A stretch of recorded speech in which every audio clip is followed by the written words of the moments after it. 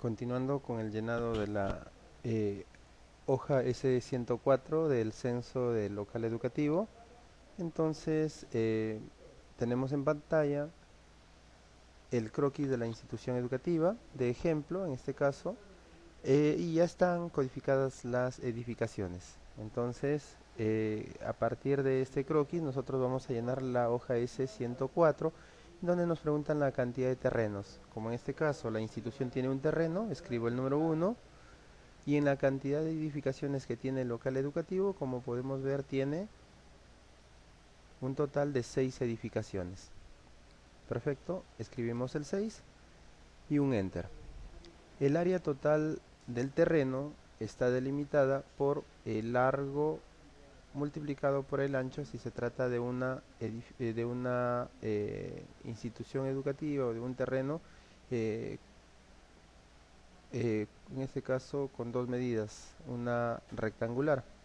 Entonces multiplicaríamos el largo por el ancho, o en su defecto utilizaríamos los documentos con los que cuenta la institución educativa, como son planos, como son partidas registrales, documento de compraventa, donde figure el área total del terreno, sus dimensiones. Entonces, eh, para este ejemplo son alrededor de 5.000 metros cuadrados. Puedo colocar la parte entera acá y los decimales en la siguiente casilla. Hay que ponerle, por ejemplo, 5.000.20 metros cuadrados. Entonces, ahí tendríamos que digitar en la pregunta 105, 5.000 en enteros y 20 en decimales. A continuación, como todas las edificaciones son de un solo piso, cada edificación va a tener una línea de registro acá. Si tuvieran dos pisos, entonces ahí sí vamos a describir por piso 1, piso 2. Por ejemplo, ¿a qué me refiero? En la primera línea colocaremos el terreno 1, la edificación 1, y el piso 1 y su área. El área estimada, por ejemplo, en este caso es 256 decimales. Entonces, y lo que les indicaba, si la edificación 1 tuviera dos pisos, tendría que generar otra línea similar, igual a la edificación 1 y el piso 2. Y probablemente el área del segundo piso, el área techada, sería la misma, o quizás menor a esta cantidad. Entonces, pero para el caso de ejemplo, nosotros tenemos cada edificación con un solo piso. Y aquí aclaramos también que el área techada se calcula por piso. Es decir, medimos el largo de la institución por su ancho, y en el largo incluimos los 2 metros que normalmente tienen de vereda. Es decir, la vereda también es considerado como parte de la medida, exceptuando algunos casos donde la vereda supera los 2 metros, tratándose de ramadones que normalmente le colocan a la institución educativa porque es una zona de lluvia frecuente. Entonces, consideramos hasta un máximo de 2 metros, incluido la vereda, de la vereda. Muy bien. En este ejemplo, la edificación 1 es de un solo piso, entonces tendría que tener solo una fila. Pasamos a la edificación 2, que también tiene un solo piso, con un área menor, aproximadamente 60, 38. ¿Ya? Y como calculamos estas áreas, obviamente tendríamos que medir su largo por su ancho, y en la parte del ancho incluimos las veredas. ¿Está bien? Que esa forma parte del área techada. Pasamos a la siguiente edificación, al terreno 1 por la edificación, en este caso 3, que también tiene un piso y tiene un área similar a la edificación 2, que para este ejemplo estoy colocando 6832. Pasamos a la siguiente edificación, que es la edificación 4, el piso 1, y tiene un área un poco mayor incluso a la edificación 1, son aproximadamente 250.45. Entonces démonos cuenta que no se coloca en decimales, sino se separa la parte entera y en la siguiente columna la parte decimal. Así repetimos el proceso para la edificación número 5, donde colocamos el piso 1, su área, la edificación 1, que tiene en este ejemplo 186.40 metros cuadrados. Pasamos a la última edificación, que es la edificación número 6, que también tiene un piso y colocamos su área, que está en aproximadamente 196.35 metros cuadrados. Entonces, como podemos ver, aquí automáticamente se ha calculado el total de área techada. Este valor no se escribe. Si lo intentamos escribir, nos indica que esta celda está protegida. Entonces, completamos, de acuerdo al croquis, completamos ya el área correspondiente. Entonces, hay una pregunta bastante interesante también que nos presenta esta hoja Excel, que es la pregunta 107, si se cuenta con área disponible sin uso para futuros proyectos y ampliaciones. En este caso es importante esto porque puede ser considerada para futuros proyectos en donde se requiera construir infraestructura. En este caso, como podemos ver en el gráfico, sí tiene área, y esto tomaría, tendríamos que calcularlo, es decir, más o menos si este espacio es el que yo voy a utilizar para construcción, cuánto de largo, cuánto de ancho, y el resto ya no lo voy a utilizar porque esto tiene para, aquí va un campo de vóley, por acá hay un campo de fulbito, entonces esa área no la voy a considerar. Si supongamos como proyecto yo tengo que construir esta parte del patio, hacerlo techado, esto acá puedo construir, y conservando mis espacios verdes, mis espacios deportivos. Entonces, aquí haríamos una estimación aproximadamente, en este ejemplo son 400 metros cuadrados, que tendría 425 como ejemplo. Entonces, entramos con la parte entera y la parte decimal como anteriormente. Entonces, en la pregunta 107. En la pregunta 108 nos preguntan del saneamiento físico legal, la condición de tenencia del terreno que ocupa el local educativo. Entonces, la primera pregunta que nos hacen, acá ya sale el terreno 1, si tuviéramos dos terrenos, nos figuraría otra fila más, como la que está aquí. Entonces, como tenemos un terreno, nos pregunta la condición de tenencia. Entonces, aquí colocamos que es propio, hay más opciones, claro, que sea alquilado, prestado, cedido en uso u otro en particular. Si cuenta con saneamiento físico legal. El saneamiento físico legal, en este caso la institución lo tiene, porque cuenta con, en este caso ya con documentos registrados en SUNAR, y cuenta con una partida registral.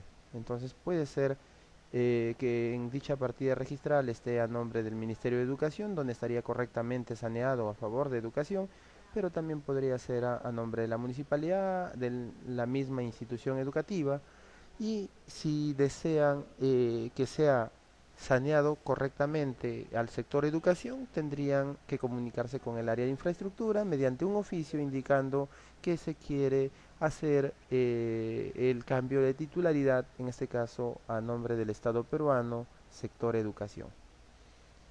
Si yo indico que tengo posesión saneamiento físico legal, ya no me pregunta por el documento de posesión del terreno, tampoco por la propiedad del terreno, porque se entiende que el saneamiento ya está vinculado hacia una institución. Ahora, lo que sí me pregunta si se encuentra registrado en los registros públicos. En este caso sí, porque sí tiene una partida registral, que aquí lo estoy colocando por supuesto de ejemplo. Ahora, se encuentra inscrito en el Margesí de Bienes Minedu. El Margesí de Bienes Minedu es en su mayoría aquellas que tienen saneamiento físico legal. Normalmente en Ugel Rioja están inscritos en el Margesí.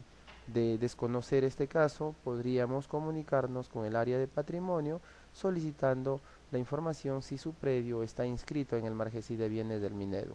Para este caso ya está comprobado que sí, entonces marcamos la opción sí.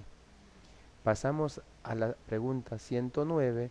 La 109 nos preguntan por la topografía predominante del terreno, que en este caso es una topología o un terreno llano o plano. Y hay algunas indicaciones más que ustedes pueden ir viéndolo de acuerdo a lo que se encuentra en el manual del director. ¿Está bien? Entonces aquí hacemos un preámbulo. El manual del director, que está en SIGESE, ustedes lo pueden descargar y tendrían que ir a la pregunta correspondiente o a la sección en este caso. Podríamos buscar la sección 104 y vemos los ejemplos que nos trae. Veamos, ahí está cargando todavía, así que vamos a continuar. 109, 110 es el tipo de suelo, en este caso es un terreno arcilloso, entonces coloco la opción 2. Posee certificado de inspección técnica de seguridad de edificaciones. En este caso, la institución indica que no cuenta con esto, y de contarlo lo marcamos sí. Cuenta con un plan de gestión de riesgos. Si cuenta con un plan de gestión de riesgos, vamos a ingresar qué tipo. Si es resolución, que normalmente tienen el número del documento y la vigencia de este documento. Que para este ejemplo, por ejemplo, le vamos a poner 12 de marzo de 2024 con una vigencia del 31 de diciembre del 2024. De no contar, tendríamos que marcar la opción no.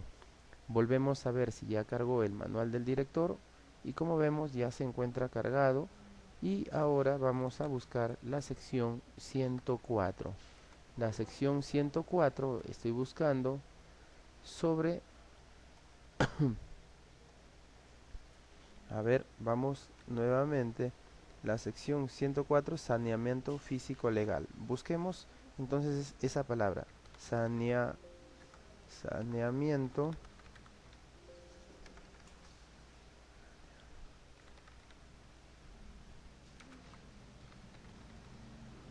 físico legal, que esta es la pregunta. Saneamiento físico legal, lo buscamos. Esto es lo que hemos contestado. La pregunta 108 sobre la condición de tenencia del terreno, si hacemos un preámbulo, está relacionada. Entonces aquí me indica la condición del terreno, algunas especificaciones más que van a estar a continuación. Me explica el terreno que cuenta con saneamiento físico legal. En el caso el director sea nuevo en la gestión y tenga conocimiento, si el terreno cuenta con, debe indagar con el personal estadístico de la UGEL a fin de realizar las acciones necesarias para tener una copia de dicho documento. Los documentos de posesión de terreno, a qué se refiere, si se encuentra registrado o inscrito en los registros públicos. Hay información acá. Si cuenta con levantamiento topográfico, de qué se trata, si lo tiene. El saneamiento físico legal normalmente tiene un registro de propiedad del inmueble en SUNAR. Respecto de la topografía predominante del terreno, acá tenemos la 109. Entonces acá también me da definiciones, como podemos ver, terreno llano, terreno inclinado, con cierta inclinación hasta de 25 grados, digo 25%, un terreno muy inclinado que la pendiente es mm, de 26 a 50% de pendiente, y a terreno accidentado, irregular o irregular. Entonces, normalmente nosotros vamos a tener en su mayoría terrenos llanos, terrenos inclinados, y son pocas las instituciones que tendríamos en muy inclinado o accidentado. ¿Está bien? Entonces, respecto del tipo de suelo, también acá tiene una definición: cuando el suelo es arenoso, cuando el suelo es arcilloso, cuando el suelo es gravoso o cuando el suelo es rocoso. Entonces, tenemos la información en el manual del director. En este caso, hemos determinado que es llano, plano, es arcilloso y no tiene inspección de seguridad, pero sí cuenta con un plan de gestión de riesgo de desastres, con, con una resolución de número 125 y cuya vigencia está a continuación. Si no lo tuviera, simplemente marcamos no, y como podemos ver, aquí no está validada la hoja, entonces normalmente debería desaparecer. Pero si no desaparece, entonces tendríamos que borrar los datos manualmente. ¿Está bien? Vamos a suponer que es no, para que no nos arroje error. ¿Está bien? Entonces, ahí tenemos. La señalización y accesibilidad. El acceso está referido al acceso mediante gradas o rampas. Si nosotros vamos al manual de director, entonces también vamos a tener información al respecto. Acceso mediante gradas, rampas, características tomando como referencia la puerta principal. Y acá nos explica cuáles son las opciones de acceso e ingreso al local educativo. Entonces, aquí hay algunas referencias que van a ser tomadas en cuenta. si cuenta con baranda el pasamanos, eh, si la grada cuenta con señalización para personas con discapacidad visual, piso podotáctil al inicio o al final, algunas características, si cuenta con baranda o pasamanos, gráficamente lo podrían ver ustedes ahí. ¿Cuándo vamos a considerar gradas? Cuando para ingresar a las aulas, por ejemplo, la IE dispone de escaleras para acceso debido al desnivel que existe para el acceso. O sea, si está desnivelado, normalmente colocan gradas. Y rampa, la IE dispone de plano inclinado para el acceso de personas con discapacidad. Directo sin desnivel son ejemplos como estos, donde un pequeño escalón acá no representa mayor dificultad. Y otras formas de acceso, pues aquí podemos ver que hay otras formas de acceso para personas con discapacidad. ¿Está bien?